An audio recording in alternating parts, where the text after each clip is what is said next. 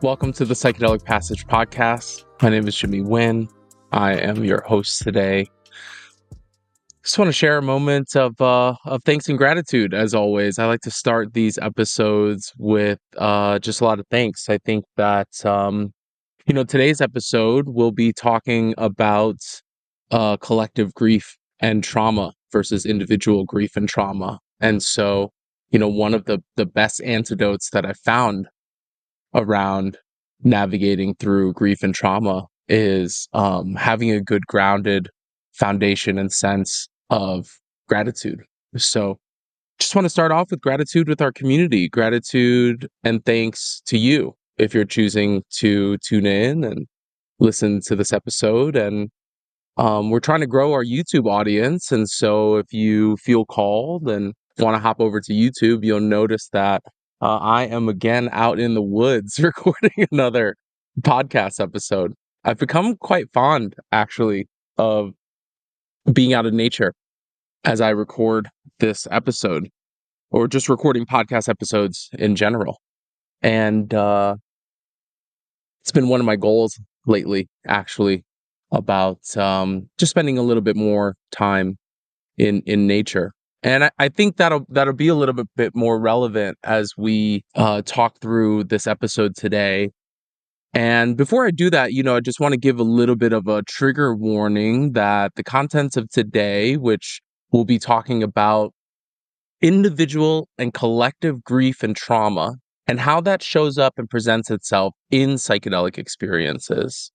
And then also how maybe some tangible and actionable pointers or advice on how to potentially navigate that in a meaningful way. And so just by nature of talking about collective grief and trauma or individual grief and trauma, I just acknowledge that may stir up or bring up some things for our listeners. So if you're feeling like you're in a maybe overly sensitive place, or if you're feeling like you are not equipped to dive into a conversation about grief and trauma, then I invite you to just take your time and maybe pause this episode, go to another episode. We have plenty of episodes on this podcast. And then maybe when you feel ready, you can return back here. And so, today's discussion, I'm sure people will be having some questions like, okay, well, what are we talking about when we're talking about individual versus collective? Isn't grief and trauma just grief and trauma?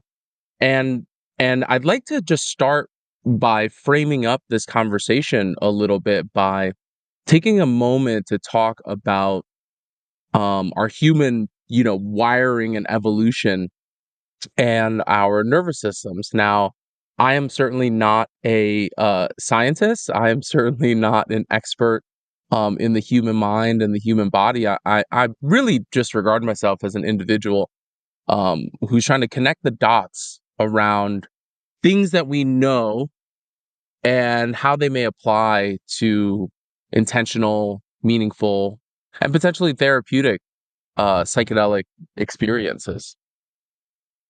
And so I'm reminded about an episode that we did a little bit further back about how the role of the nervous system and how that plays into psychedelic experiences. And the message that I want to convey today is that our nervous systems have evolved to sync together. Maybe one might argue that the way that we are wired as a species is for our nervous systems to somewhat like communicate with each other.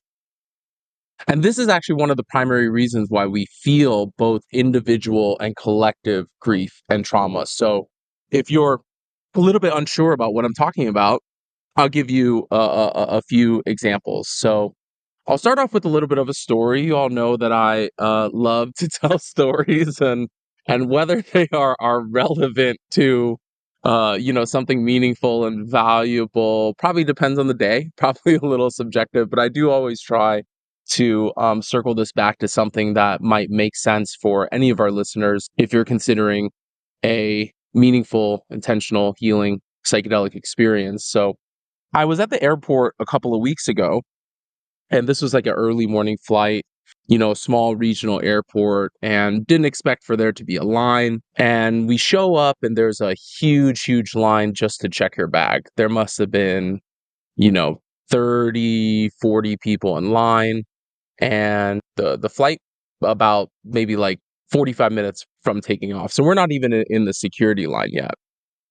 And there's, some people there of all different, dispositions. And there was this one individual who, rightfully so, was looking around. They were checking the time constantly. They were checking the phone constantly. They were checking the flight constantly. They were asking people in line about how long they've been there. And you could just tell that this person was really just nervous, and again, rightfully so. They might miss their flight to get along to wherever they're going.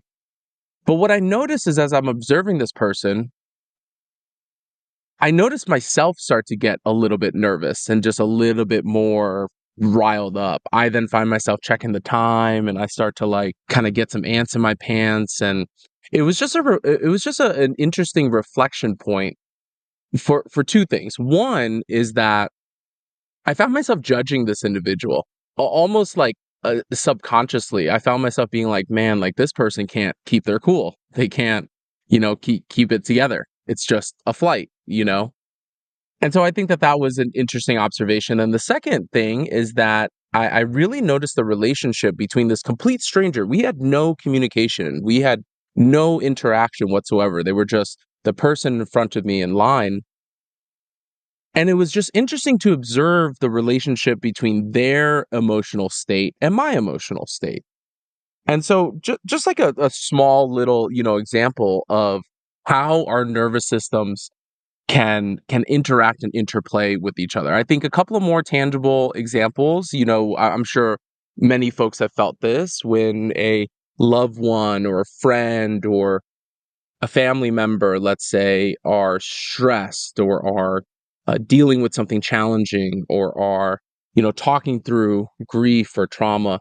Sometimes, if you have a little bit of empathy for them, then you might feel that, maybe take on some stress and some worry and some things as well. We particularly see this in parents and children, right? Um, in both directions, by the way.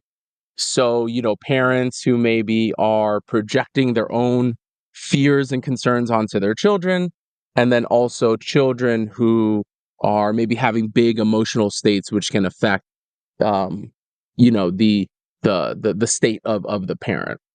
We see this when individuals experience felt pain and trauma just by witnessing an event. You see somebody stub their toe, you're like, ouch, that kind of hurts too. Or you might unfortunately see something really gruesome, like anybody who's ever been in a car accident or have witnessed a car accident, from afar, may have some PTSD or some post, experiential feelings or emotional states or trauma, from this. We see this, as far as, the nervous system goes when women and female bodied individuals sync up their cycles after spending enough time together. And that's been something that has been shown and proven by, some scientific studies. And so, I'm just drawing this baseline of information to say that we are wired to work in community. We're wired to work in the collective. Yes, there's the individual life experience, the sovereignty and autonomy of each individual. However, we all work in a system. We all work in a way where we interrelate to each other, nervous systems being one of them. And also, emotions and feelings. And it's one of the nonverbal ways that we communicate. One of my best examples is, let's say you have a leader or a boss, and you could really tell the difference between a leader or a boss who's like calm and steady, let's say in an emergency situation, versus being really erratic or stressed. As many of you may know, I work in harm reduction at psychedelic harm reduction at major events like music festivals. And a lot of times I'm working adjacent to medical teams and crisis intervention teams, which are comprised of, medical and mental health, professionals. So really honored to work alongside these folks. And I've just noticed over time, there's just some people who just hold a certain amount of steadiness, of steadfastness, even in the most like dire of situations. Now you could argue whether that's somebody who has really developed this skill over time, or if that's somebody who is just cramming down their feelings of grief and trauma just to get through the moment. That's probably another conversation to have on whether, individuals have the right tools and skills to fully process these things, which we'll talk about a little bit later when we get into the tangible actions and potential, advice on how to navigate this or how to draw meaning here. And so, I just wanted to start with that. The nervous system it can be interrelated to other individuals, and we're wired to sync together. The other point that I want to make is that this is not necessarily like live time. Like, you don't always have to be in proximity to the individual. You don't always have to be in the same space as the individual. Anybody who supported somebody, let's say over the phone, through a challenging experience knows a little bit of what I'm talking about around collective grief and trauma. And I'll speak a little bit later about, some concepts potentially around ancestral grief and trauma or generational grief and trauma as well, and how that might interplay into psychedelic experiences. So what's important to note here is that grief and trauma, whether individual versus collective, oftentimes initiates a nervous system response.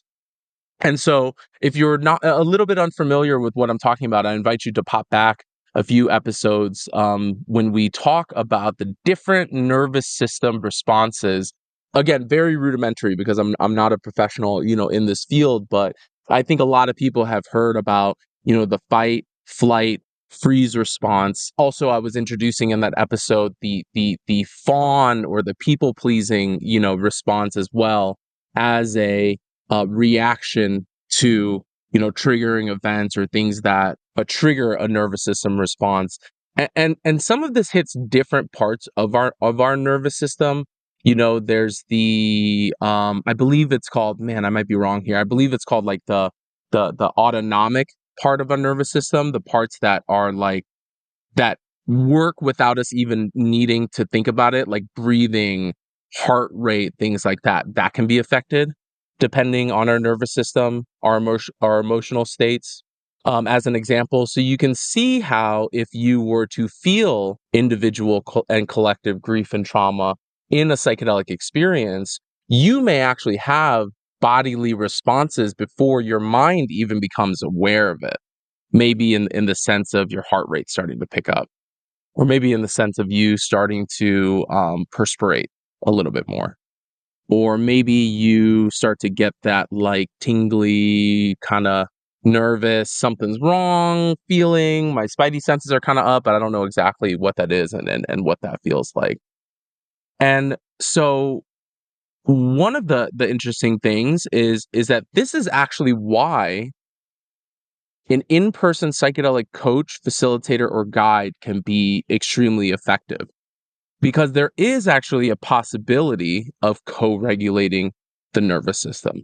As you've heard me share in a few episodes in the past, one of the things that I learned from some of my friends and mentors in the past, I really, love this is they describe, a part of sacred space holding around psychedelic experiences as being that calm, grounded rock in the midst of a torrential river.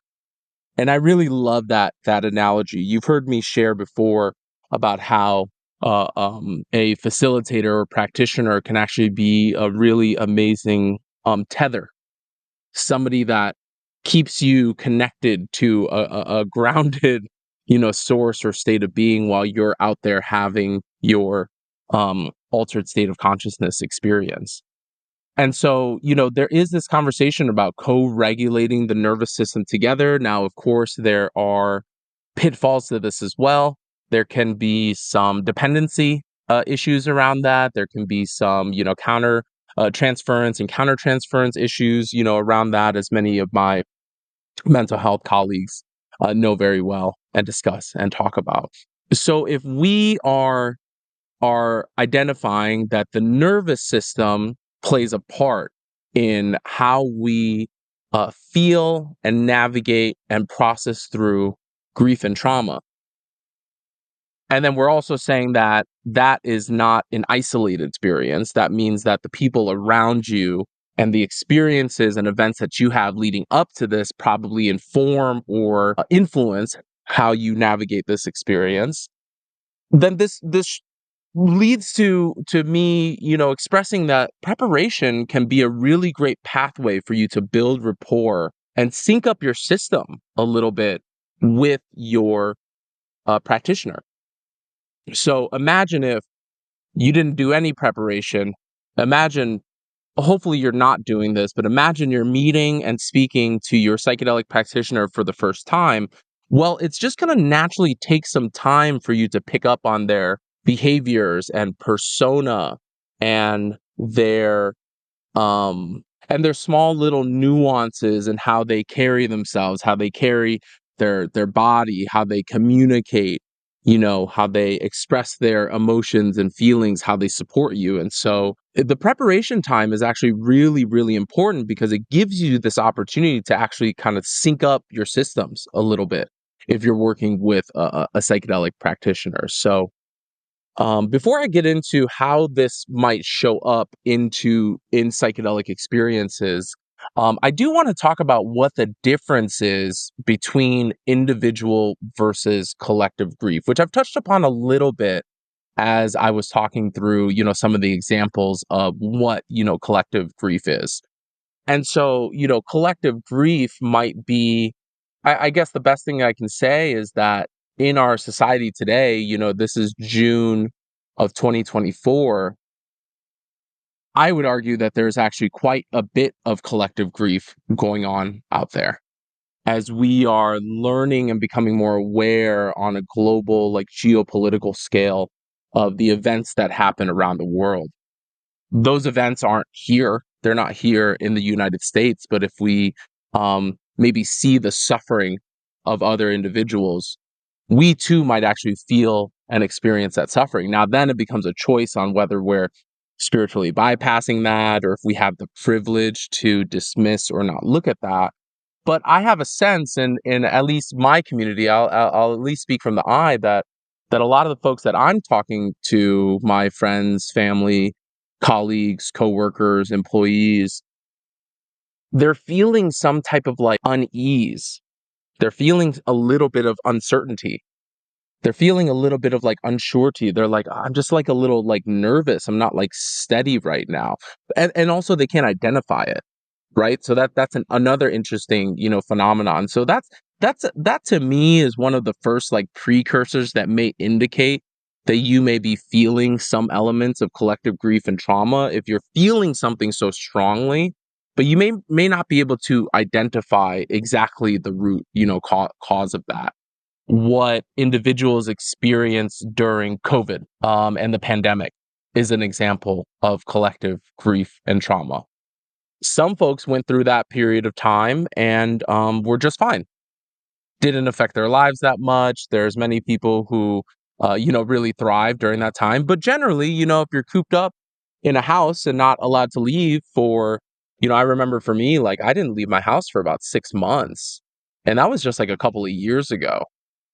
And so imagine what that does in isolation when you're also potentially feeling some elements of collective grief and trauma, right? That's where you are probably both feeling individual trauma and collective trauma at the same time. Now, in this episode, I'm kind of coupling grief and trauma together, right? There's certainly a distinction, but I find them to be interrelated. And the reason why I'm kind of grouping them together for the purposes of this episode is just by nature that many people seek intentional psychedelic experiences as a way to navigate their trauma, as a way to navigate their grief. And oftentimes those things go hand in hand.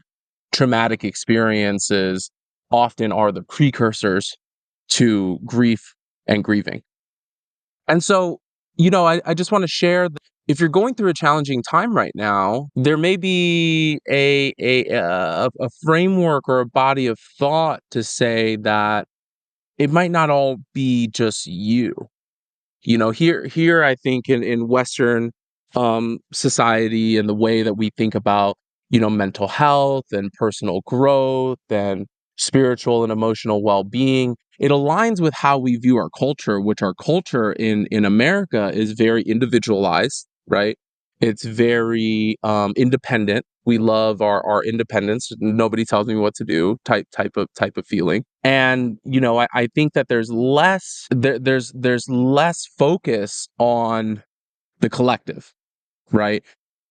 And I have to remind folks that though we can talk all day about psychedelics being a potential mental health tool or a new modern paradigm in which people can work through mental health issues or emotional issues, we have to remind ourselves that all of this work is rooted in indigenous wisdom. I'll just say that straight up. Like, psychedelics have been used likely for thousands of years, if not tens of thousands of years. And a lot of that happened in community, and a lot of that happened in the first traditions and cultures before our modern time, before the paradigms in which we live in our society today.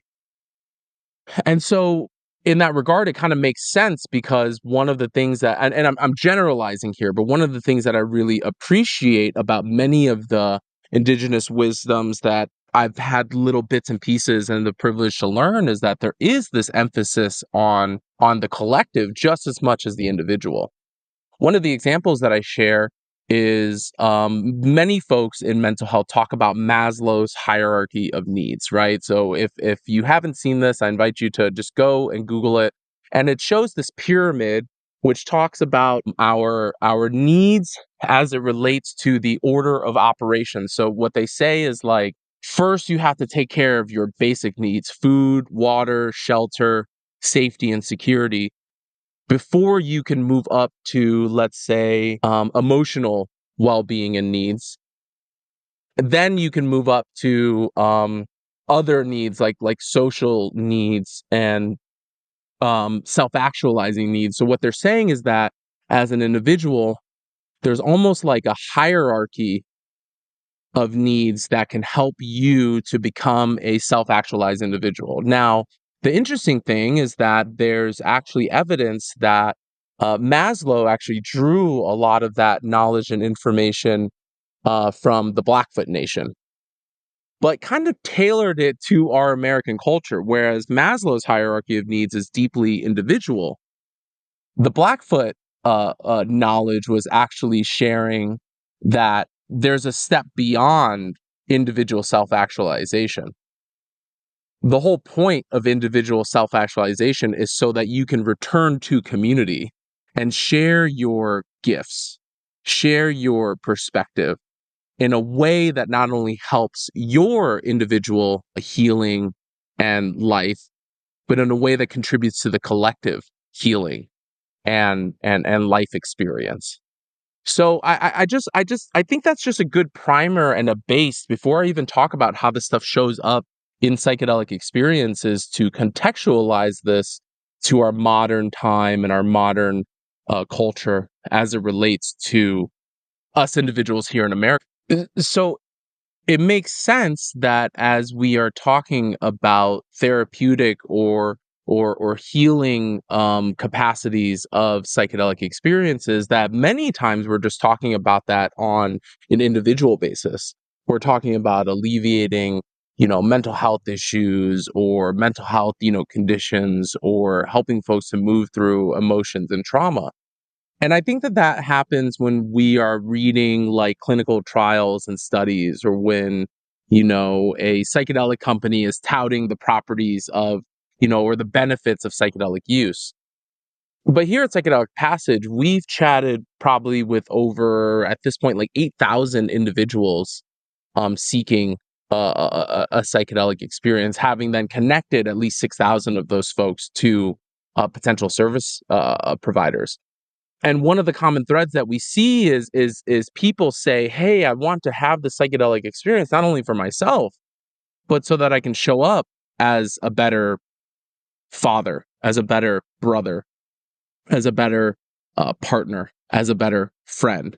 Or we see this in the veteran community all the time. "Hey, I want to work through my healing so that I can then show up for my veteran brother or sister as they're going through their own healing, or they're going through their own challenge and issues." And so I just want to draw this importance between the individual versus the collective, and what that means in psychedelic experiences. So how does this show up in psychedelic experiences? Well, the first that I mentioned before is one of the interesting pinpoints is it can sometimes be like trauma or grief that you feel, but you can't necessarily pinpoint it to a certain event or place or person or thing. And this is not just cerebral. This also happens in our body. Again, this can initiate, nervous system responses. And so this can look like localized or generalized feelings in your body. This can look like a certain like set of potentially like uncomfortable emotions that may come up for you. And there's a wide range of things. And so this is where, it's helpful again. This is why it's really important to work with a psychedelic practitioner who can really help you navigate this. So, and then there's this little bit about, ancestral or generational trauma, which I actually think it probably warrants an entire episode on its own. But what I'll do to kind of cement this in is I'll share a story about one of my clients. Now, I've gotten the consent from this client to, share the story a little bit more publicly. And obviously, I'll be keeping their identity anonymous. But in their experience, this was a psilocybin mushroom experience. They started to feel a whole bunch of nausea. Now, we had gone through a lot of preparation already, and I was sharing with them that yes, there is like a physical component to this, as far as ingesting psilocybin mushrooms can just cause some discomfort and nausea, sometimes vomiting.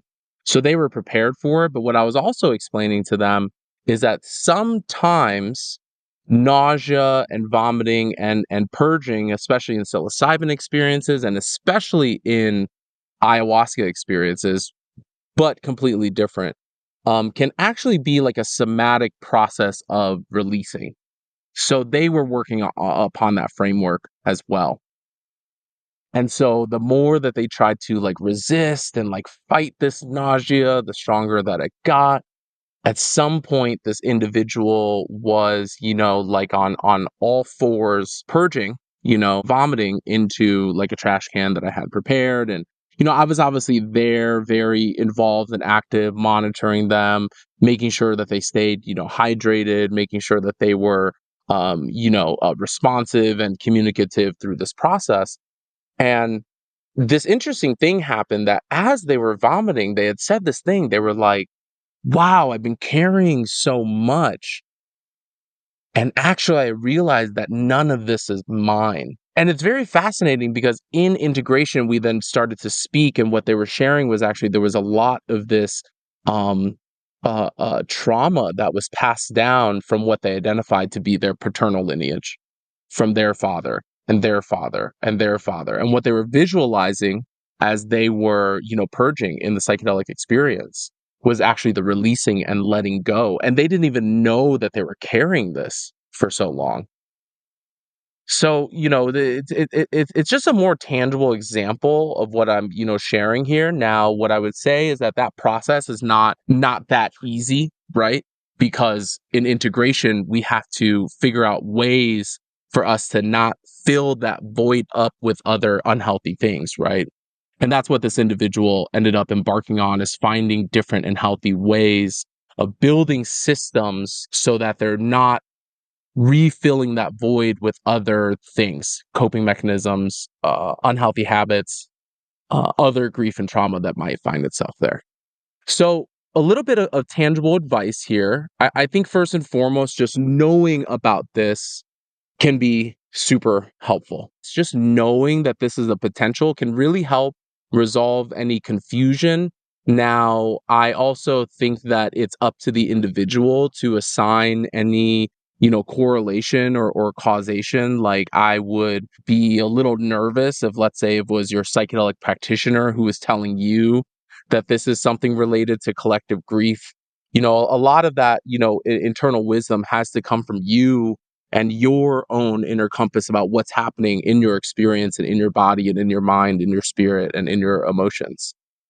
I think that that is really helpful um, if you are already building a solid foundation with your practitioner. So identifying this and knowing that this is a thing, and then building some tools and frameworks around this so you can navigate your psychedelic experience, mostly so that you aren't wasting time in maybe being surprised that this might be a thing, right? So the more that you can identify any pre-existing grief, trauma, difficult experiences in your life. Again, it's up to you the level that you're sharing with your psychedelic practitioner. But I believe that a psychedelic practitioner can do their job better if they had enough baseline information of at least the major things that have occurred in your life from the lens of being trauma informed so that they generally know what they're working with. And then the other thing is so that if you experience something new, you can identify, this is related to this thing. Or, no, I can't really identify like where this is coming from. And I don't know, maybe this is just a felt sense or a feeling, which may point this more in the direction of processing collective grief and trauma. And then as a reminder, there's so many levels to this. There's the mental, I guess, cognitive processing around this. There's also the emotional release and processing around this. And there's certainly, just for keeping things simple, like a psychosomatic process that can happen around releasing individual or collective grief and trauma. Other tools are things that I've already discussed. So if you're having a big experience or if you find yourself in a nervous system response, the ability to like reground and recenter is massively, massively important. Breathing techniques, mantras, loving awareness practices, which are rooted in mindfulness, the ability to witness and observe, the ability to remind yourself that you are in a safe environment, the ability to be resilient when you're maybe feeling like you're wanting to run away or escape, right?